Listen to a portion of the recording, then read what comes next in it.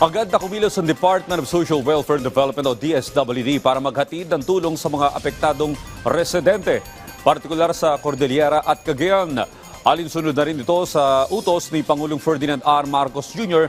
na tugunan ang mga pangangailangan ng mga apektado ng Super Bagyong Nando. Ang detalye sa report ni Vel Custodio. Patuloy pa rin ang production ng food and non-food relief items sa Department of Social Welfare and Development sa mga Disaster Resource Center para ipadala sa mga naaapektuhan ng Super Typhoon Nando, kabilang ang Cagayan Region at Cordillera Administrative Region. Mahigit 2.6 million family food packs ang nakapreposition nationwide. More than 105,000 are prepositioned in Region 1. In Region 2, more than 140,000, where more than 20,000 are prepositioned in Batanes Island.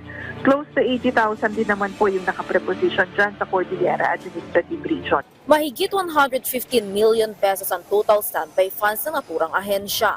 Ayon kay DSWD spokesperson Assistant Secretary Irene Dumlao, makikipag-ugnayan sila sa ilang logistic partners at Office of Civil Defense kung sakali mang kailanganin ng tulong para sa logistics ng family food packs. Lalo na't may binabantayan ding low-pressure area sa labas ng Philippine Area of Responsibility.